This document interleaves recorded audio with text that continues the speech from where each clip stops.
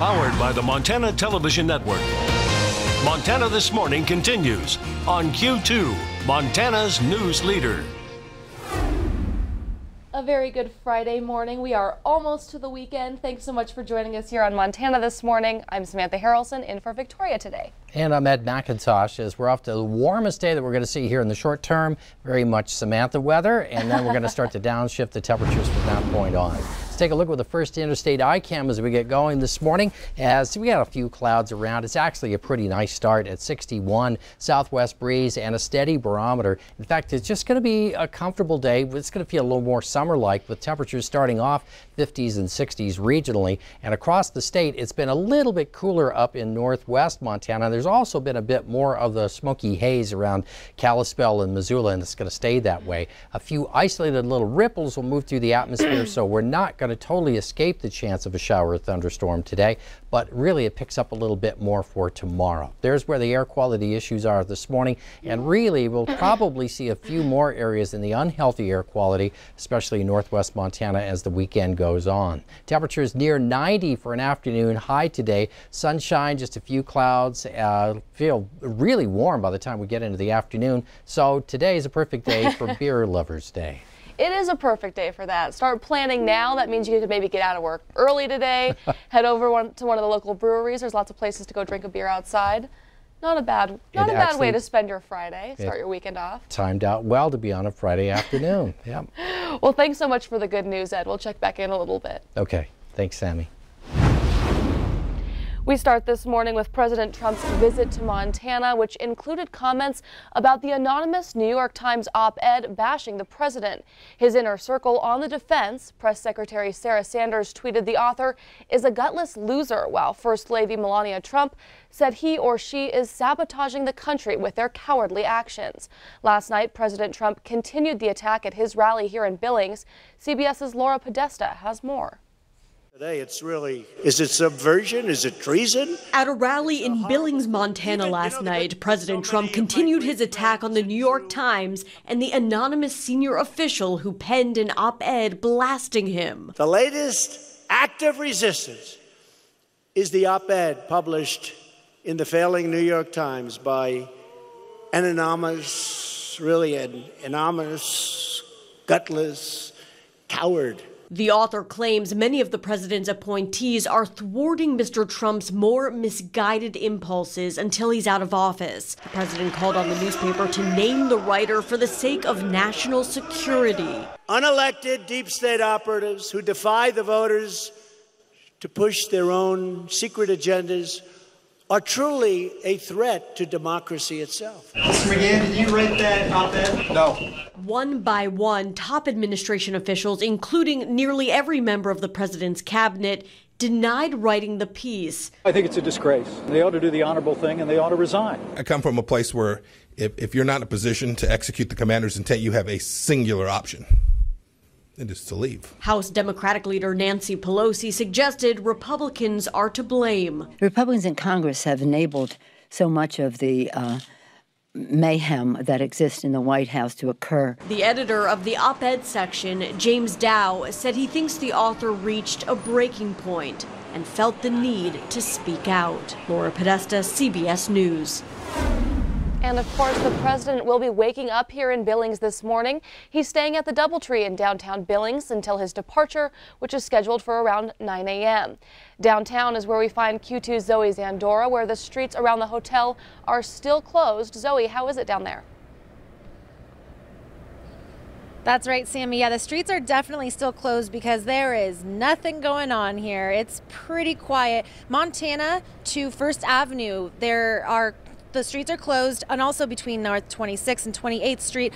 I spoke with some of the security guards at the DoubleTree. The president is staying there. They weren't able to tell me on what floors, but they did close a couple of the floors in the hotel. There are still people staying at the hotel, and like you said, he's supposed to leave around 9 to 10 a.m. We're not quite sure, but until then, yeah, they're keeping the streets closed, and I'll try to keep it alive down here. Back to you. Well, thanks so much, Zoe. And as Zoe mentioned, the president is expected to depart this morning, and he'll be heading to the Dakotas. Well, the president tweeting last night, "Thank you, Montana, I love you," as thousands of Montanans showing him the love as the president drew a crowd from all across the state and country. MTN's Mallory Peebles spoke to the crowds of supporters to hear their reasons for turning out. Before the event, this entire area was packed with anxious Trump supporters, some traveling as far as Alaska and others just a few blocks. Everyone here looked to be having a good time. We're hoping we get the picture with President Trump. We love you, Trump. Some came to see the president for the first time. Have you ever seen the president before? No, only on TV I have. And others the 39th time, like Randall Thom. He got here at 10 a.m. on Wednesday. I came and put my chair down up front there, so we marked the spot and hung out, and then we all checked out. See, there's one of my buddies right there. Seeing old friends and making new ones. Yeah, we just met some friends here from, where are you guys from? It's great. I love seeing the patriotism, and I'm excited. It's like a small moving family here. We all get along so well. It's peaceful. It's not what people think it is. Like-minded folks showing their support for the president and the country. And while some have been looking forward to this day since the rally was announced, others made it a last-minute trip. Heard the rally was here. We got tickets, got in the car today. 5 hours later, we're here. We're here. So, go Trump. Even with all the hours spent in line, folks stayed positive. What's nice to see, all the young people that are out here to support him, because they're the future. Hoping that excitement and enthusiasm here will carry over to the polls. The president was true to his word from his last visit. For those who couldn't make it inside, there was a screen outside playing the entire event. Reporting from Billings, I'm Mallory Peebles with MTN News. Much, Mallory, and of course, as expected, there were protesters out as well last night. Stop Kavanaugh, journalists are not the enemy, and America is great were just some of the signs seen outside Metro Park last night. Protesters lined up outside the arena near 4th Avenue North and Main Street. We're tired of the misogyny and bigotry and attacks against the LGBTQ community, and we want Mr. Trump to be aware that that's not acceptable to a lot of the citizens of Billings. I think President Trump is a fascist and a racist, and I don't think he's good for the United States of America. And I think it's my duty to protest him. He's trying to take away a lot of worker rights and worker benefits, and he wants more for himself and his family and for his rich benefactors, is what I call them. Now, to round out our coverage of the president's visit, we take a look behind the scenes of the event. Q2 was the only local media that got an inside look at how the president travels. Our reporters had access to the national press pool, which means our cameras were inside the motorcade as the president made his way from the Billings Airport to Metro Park last night. When Air Force One landed, we were also just feet away from the plane with a close-up view. And in other news this morning, thanks to a $3 million donation from the Hemsley Charitable Trust, Billings Clinic will introduce a mental health program that's the first of its kind in Montana. Q2's Connor Pregitzer reports. There has never been a psychiatric residency program in Montana. And Department Chair of Psychiatry at Billings Clinic, Dr. Eric Arzubi, spoke Thursday about the demand for mental health services here in Billings. 1 block away is our emergency room, and through our emergency room come, on average, 13 patients every single day in probably their worst day of their lives. So when we talk about mental illness and what we're doing here for mental illness, it's not this sort of theoretical thing that happens to people somewhere else. It's here, it's down the block, and there are people all kinds of races, socioeconomic levels. Hits everybody. 13 patients every single day.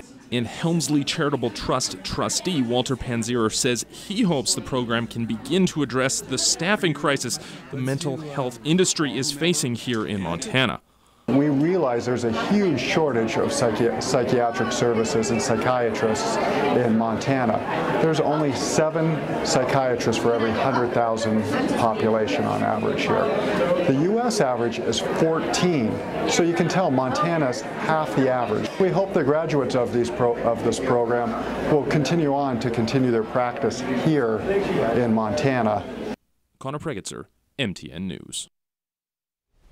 Now, Connor says the program will have the first class of residents in summer of 2019 and will support 12 residents over 4 years with the ultimate goal to bolster the availability of psychiatric care in the state of Montana. Billings Clinic is looking to establish an endowment of $3 million to keep funding this program in the future. Well, stick with us here on Montana This Morning.